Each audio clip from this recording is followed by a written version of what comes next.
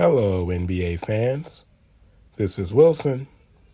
So I wanted to check back in with you guys after tonight's Game 3 of the Eastern Conference Finals. It's currently Sunday at 7:57 p.m. in Los Angeles, and just about 10 minutes ago or so, the Knicks got finished winning their first game in the conference final series against the Pacers. The final score was 106-100. It was, played in Indiana. Knicks toughed it out.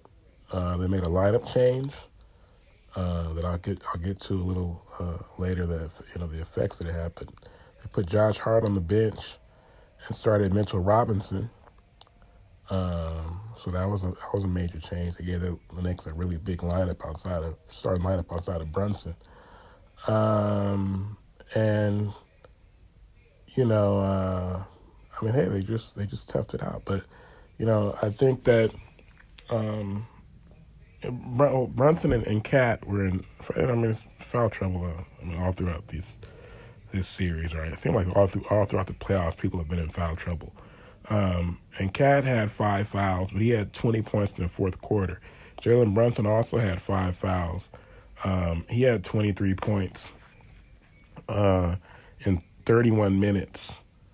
Only 6 of 18, so not his best game, but the Knicks were able to go on the road and get the victory to keep from going down 0-3.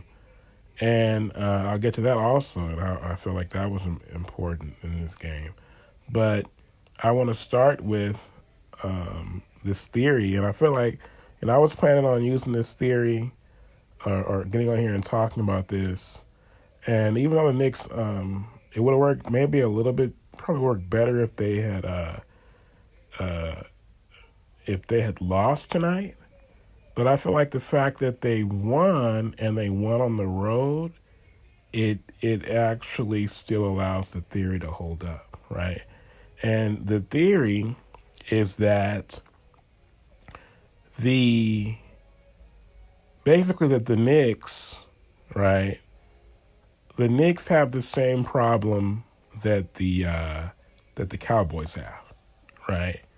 Which is that, okay, so you look at it historically, right? The Lakers, the Cowboys and the Yankees are the 3 biggest franchises as far as the history of winning and just like brand power in their respective leagues. And I think that what you'll notice with those franchises is that normally when they win Super Bowls, they don't win like a singular one, Super Bowl at a time, right? Normally they'll win in bunches, right? So like the Yankees historically, we're going back to Ruth and Garrick, and then to DiMaggio and Mickey Mantle and Yogi Berra, and then even Reggie Jackson in the 70s. And then, of course, the Derek Jeter dynasty, where they won 4 out of 5 years, and they came back and won another one in 2009. But that was also kind of like, they still had that core 4, right? So it was in a certain way, it was separate from the first 4, but it was still 5 for Jeter, 5 for Rivera, fifth for those guys, 5th for Pettit, 5th for Posada, right? So I think that when you look at it, there's Yankees, then you have like the Cowboys, right? The Cowboys won in the 70s. That was Roger Staubach, right? And then the Cowboys won, of course, with the triplets, Irvin and Aikman and Emmitt Smith, right? And then if you look at the Lakers, right? There's Showtime, and then there's Shaq and Kobe, and then there's like a 5-year, it's actually a 7-year. Shaq and Kobe split after the 2004 season. By 2008, the Lakers are back in the finals. It's a different team, but it's still Kobe and D Fish. But even still, that team they were three-peat with Shaq and Kobe, then they went two out of three finals with Kobe and Gasol. They make the finals 3 years in a row. Now they won in the bubble later with LeBron and AD, and they also won in '72. That was with Wilt and Jerry West and Gail Goodrich, and they were finally able to pull it off. But really, in '72, the Lakers, the legacy of the Lakers had not yet been established, even though they were in LA. This is not the period where it really wasn't. Showtime really was the beginning of the Lakers as we know them. And so by the time Shaq and Kobe came around, by the time Shaq got to LA, that's when it's like, okay, the expectations are to win championships with Shaq and Kobe in the same way that we won with Magic and Kareem and Worthy and all those guys, right? And so '72 didn't really count in the context of this theory that I have. Now the Knicks, right? Well, basically the thinking is that to win, the reason that those franchises, and also the Cowboys, right? So the Cowboys, they won with Pearson. Hold on, was Drew Pearson on those teams? But like I said, Staubach and Tom Landry, right, in the '70s, and then they come back around, and Jerry Jones buys the team, and he gets Jimmy Johnson, and he gets the triplets, and they win 3 out of 4, right? Now I wasn't around. I mean, I was around. I was alive, but I can't really say if. I mean, by then for sure the Cowboys were already. I think in the late '70s, the Cowboys, the term, America's team had already been applied to the Cowboys. But I would guess. I can't say for sure. I mean, surely. I mean, the Cowboys. By the time by the time Jerry bought the team, the Cowboys were a huge brand, and he fires Tom Landry, and it's a big deal, right? But for certain, one thing's for certain is that after they won those 3 in the '90s, now it's like, ever since then it's been like, okay, how do you as a franchise climb that mountain again to get back to that level of being a Super Bowl winning team? And so that's the expectation, right? But basically the theory is that the reason that franchises like that, when they win in bunches, because if you're only good enough to win one championship with playing for the Cowboys or the Yankees or the Lakers, then you're not going to win any championships, because the pressure and the expectation to win, and it's even worse. I mean, Dallas is, a pretty big city, but it's not like LA or New York. So the media pressure of playing playing in New York City or playing for the Lakers maybe even adds to the burden that's on you when you play for those franchises. Once the team is good, and the expectations to deliver championships. Now the Cowboys, because the NFL is the biggest sport, and because of how Jerry Jones, keeps the Cowboys in the media, it's in a certain sense. They might as well be playing in LA or New York, because the media attention is and the scrutiny is that great, and the Cowboys fan base is as big as the Lakers or the Yankees, even if we don't associate Dallas with being the same big market type as LA or New York, right? Now the Knicks have not won a championship since 1973. The Knicks only won 2 championships. That was in 1970 and 1973. So it's a 52-year drought for the Knicks, right? But what it is that because of New York, because it's New York City, and I've never been in New York City, but I have great admiration for the place, because I recognize that it. My grandmother just went once, and she told me that it really is like different. Like it's the vibe is just different, And I always, like New York hip. Everyone from LA, I liked New York hip hop growing up, and I just always admire, I admire and respect New York City. And so, the basically the Knicks, it's not the same expectation to win because, like I said, they've only won 2 championships. But I think it's the same pressure, if not a little bit more, because they haven't won in so long, right? So it's the same pressure to win as the Lakers, the Cowboys, and the and the and the Yankees once the Knicks are actually good, right? Like they are now. Like the Knicks are good right now. It's like in the '90s they were good, and I think basically that I guess I already said it. But the theory is that basically the Knicks problem is the same problem that the Cowboys have, which is that they're just not quite good enough. And I know they won the night. Who knows what will happen the rest of the series, right? But the thought came to me when they fell down 0-2, and the first 2 games are in Madison Square Garden in New York City, and they lose. And it's like, okay, this Pacers team is good, but they're not that good, right? Like, it's not like the Pacers don't have better players than the Knicks. The Pacers have Halliburton, who I love, and Siakam, a very underrated, like, wingman. And then the rest of these guys, Nimbart, Miles Turner. Miles Turner is probably the third biggest name on the Pacers simply because he was always in trade rumors involved in the Lakers. And then like T.J. McConnell, he's white. No disrespect, but like that helps, right? So people know T.J. McConnell, but the rest of these guys, and Obi Toppin used to play for the Knicks, so people know him. But it's a bunch of Monty Jones. It's a bunch of basically miscellaneous guys around like Halliburton and Siakam, right? And the Knicks have Jalen Brunson, have Towns, they have OG Anunoby, Mikal Bridges, Josh Hart.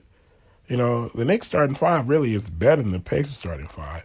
And now the Pacers play more people than the Knicks do on average, but it's not like it's not like they're that good. They just play more people, right?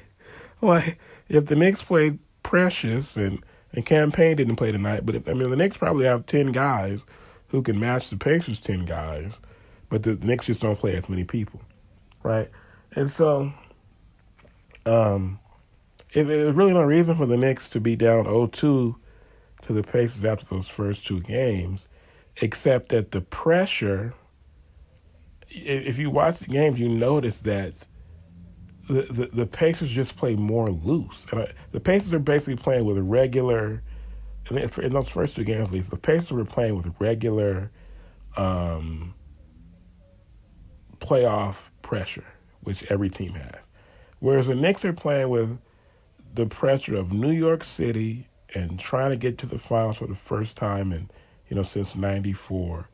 It's just so much different. It's like, it's like one team playing, just regular basketball, and the other team is playing, but they're playing with like, ankle weights and like a backpack with like, or like some type of like a bodysuit or something like that. Whatever that would like weigh you down and make it harder for you to play. And I think that's why. So the Knicks now are 6-1 on the road in these playoffs, and only 3-5 at home. And basically, what it is that when they play it in New York, that crowd is it's such a basketball crowd, and they're so excited. And the deeper the Knicks get, the more rabid the fan base becomes. And I think it's just too much for the Knicks to perform under that pressure, because though they're good, they're not that good, right? They're good, but they're not that good to be able to deal with that type of pressure, And I think with the Cowboys, it's like the same thing. starting with the Tony Romo era, the Cowboys have had a lot of good, a lot of talented teams, and yet and that goes back to 2006, and yet every single team in the NFC has made the conference championship since the Cowboys last made it in 1995. And I just think it's because the Cowboys, those Romo teams, the Cowboys had a bunch of teams that won 11, 12, 13 games over the last 20 years. And yet they haven't been in the conference championship game. And I think the reason for that is just because they're good, but good is not enough to win when you're playing under those type of expectations and that type of pressure. Good is not good enough because you have to be special to win. And even a team okay, so New York Giants, they won 2 Super Bowls with in the '86 and 1990 with Lawrence Taylor and Bill Parcells. Well, I mean, that's Lawrence Taylor and Bill Parcells. That's the greatest defensive player of all time, and that's the one of the greatest head coaches of all time. Somebody who's big enough to deal with that New York, the New York media and stuff like that. And he Parcells turned around and took the Jets to the AFC Championship for the first time, and I'm not sure did they make it with the New York Stock Exchange. I was watching that documentary. I know they got to at least the division round. I'm not sure if they made it to the conference. I think they did make it to the conference championship game in was it 81 or 82, something like that. And so, and then of course those Giants, like I said, they didn't just win one, they won 2. So the theory holds up, right? And then you go, well,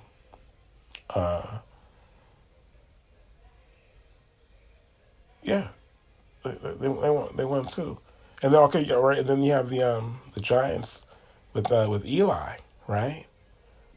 People debate back and forth about Eli Manning, but as a playoff quarterback, there are not 5 quarterbacks in the history of football that I would rather have start a Super Bowl or a big playoff game for me than Eli Manning. They're not 5, right?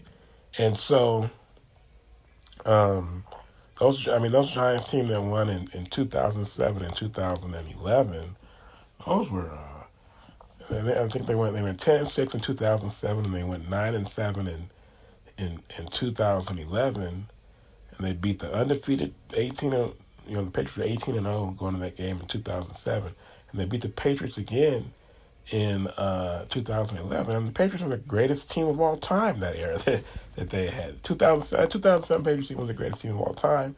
That run they had was the greatest run they ever had. Brady, Belichick, and the Giants beat them twice because forget what their record was, 10-6, 9-7. On paper, when that Giants team was clicking on all cylinders, nobody wanted to see them.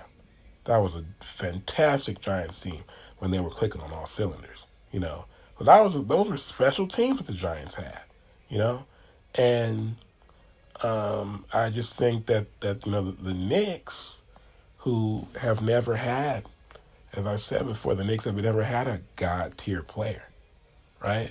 And I think that includes Frazier and Willis. They were very good, but they weren't Russell. They weren't Wilt. They weren't Kareem. They weren't Magic or Bird. They weren't Jordan. They weren't Shaq, Kobe, LeBron, Tim Duncan. They weren't, I don't think that they were quite to that level of player. Next level right below that, sure, but probably not quite to that level of player. I know there's some people who would probably disagree with me on that, especially about Walt Frazier, probably. But yeah, I mean, as you saw with the Ewing years, Patrick Ewing was a fantastic player, but it just wasn't quite enough, all those years, and then as Ewing got a little bit older, and then it was Sprewell in Houston, and it still just wasn't quite enough. Carmelo Anthony, another fantastic player, but he's not LeBron. He's not. He wasn't Kevin Durant. You know. So and now you have Jalen Brunson, another fantastic player. You know, and Cat, who talent wise maybe he's that level of player, but you know, I mean, he hasn't won anything. You know, so um, like I said, they never really had a player like that. They had some great, fantastic, terrific Hall of Fame players, but never quite that one of, you know, the type of player that they make one or two of every generation. They never had that. And so, and I think Brunson, as I talked about last episode, with him being so small, only 6'2", and I think that, you know, they use Brunson pretty much the same way that the T Wolves use Edwards, and that the Lakers are now, I mean, would use Luka, or the Mavericks use Luka. The way that the Thunder use Shea Gilgeous, and so on and so forth. Like I said, he's only 6'2", and in the history of the game, the only guys under 6'4" to be the best player on a championship team are Isaiah Thomas and Curry. And Curry's a rangy 6'3". Like Curry and Brunson don't. There's a one inch difference in what they're listed as, but they seem to be about 2 inches apart. Like Curry seems to be a bigger man. Like you wouldn't, like if Steph Curry and I don't think Steph Curry and Jalen Brunson would be in the same weight class if they were boxers. And it wouldn't be a natural matchup. Curry would probably be like a weight class or two bigger than Jalen Brunson. So, and I think that's why tonight you saw. It's like, it's one thing if you got Shea Gilgeous or if you have Ant-Man. First of all, at the end of the day, Kobe said this years ago about James Harden. We've all seen the clip where I think he sitting next. No, he sitting next to McGrady. I think he was talking to what's her name, Rachel Nichols, and he was saying that you can't win a championship playing that, you know, 1 versus 5 style of play, you know. And when I think about it and I look back, who has won like that? You know, even Michael Jordan. I mean, he didn't win until Phil Jackson came and brought the triangle offense into play. So, and that's how, you know, that's how teams are built. They're built that way, with a guard who's ball dominant, playing up top, and everything comes from him playing up top. But who has actually won the title doing that? You know, the Warriors didn't play like that. You know, Warriors ran a motion offense, and Curry ran around screens. Now he could, operate from up top and just create and make everything happen. But that's not how they won any of those championships, with him doing that, right? And then, so if you look, or you go back and like I said last episode, you know, a lot has been made of the fact that it's going to be 7 straight years this year where a different team has won the championship, so no repeat champion. And not a repeat champion, but a different champion every year, right? So, and I think if you look at it,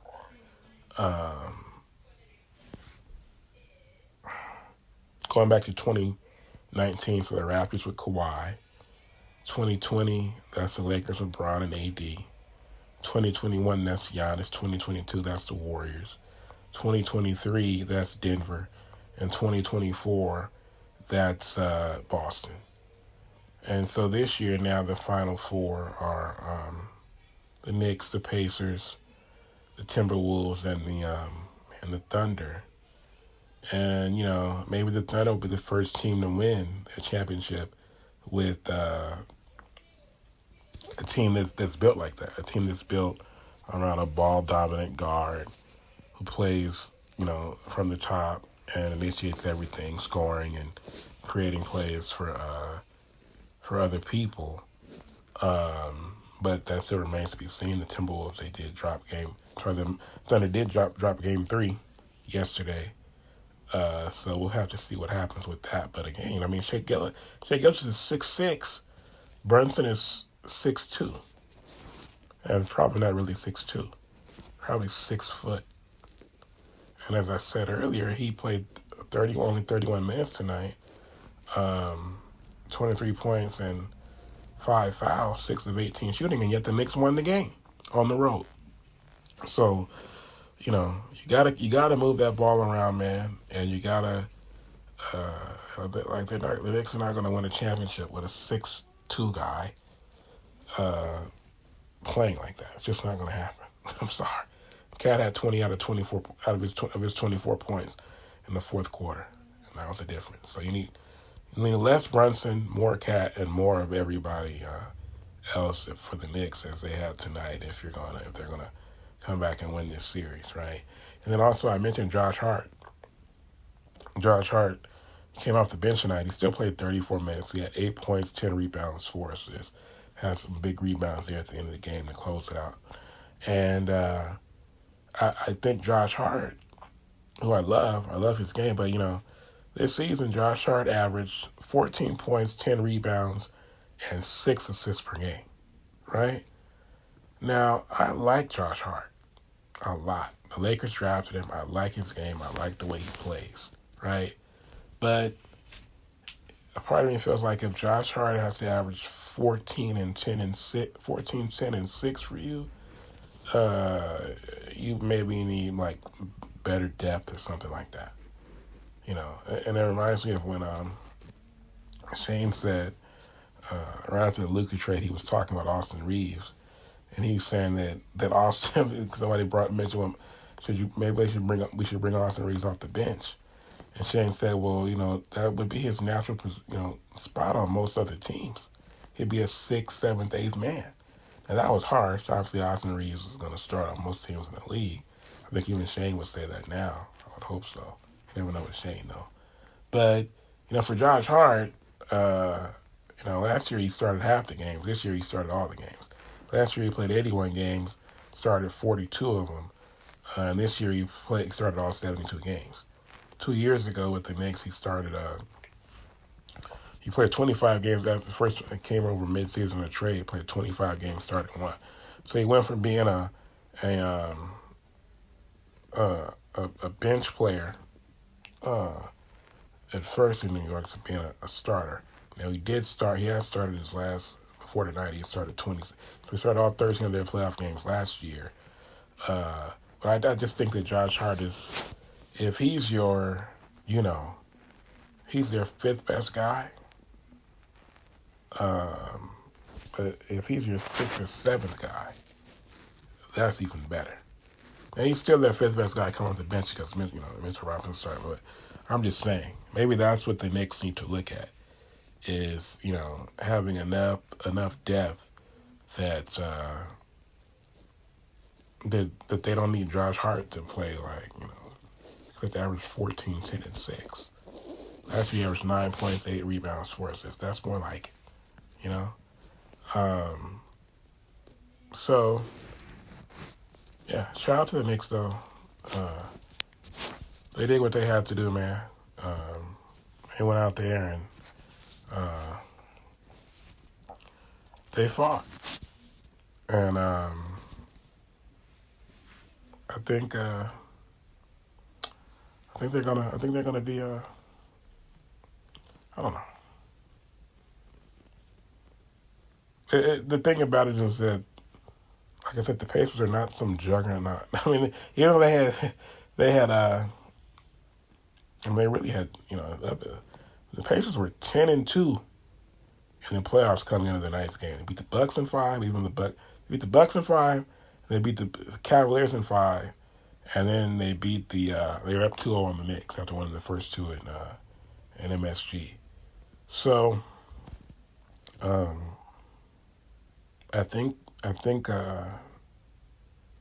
I mean, I think I think that the Pacers are the type of team that I mean that's what I was thinking the first 2 rounds. That if the other team has some type of handicap, like like how the Bucks, Dame was in and out of the lineup in the first series, and then like last year too, right? Last year they beat um, who did they beat?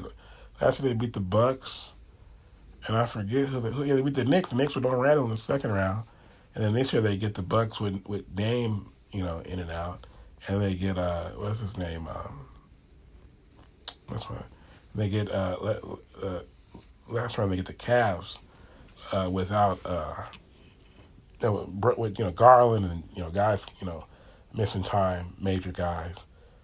Now to be clear, I think I think the Pacers would have won both of those series regardless. I think that the Pacers are the best team in the East probably, but it's not like there's some team that the one reason that is the Knicks should that they should just trounce through the East, and they kind of starting to remind. I know they lost tonight, but still they have I mean they got to win Game 4 so they can keep home court advantage. But the point is that I mean on the one hand, the Pacers kind of reminded me of the 2003 Nets, who kind of walked through the East and then they ran into the Spurs, and it wasn't as bad. The Nets actually won a couple games that round, right in the finals against the Spurs a year. Now the year before they made the finals and the Lakers swept them, right? I think that this Pacers team is more like that 2003 Nets team than the 2002 Nets team.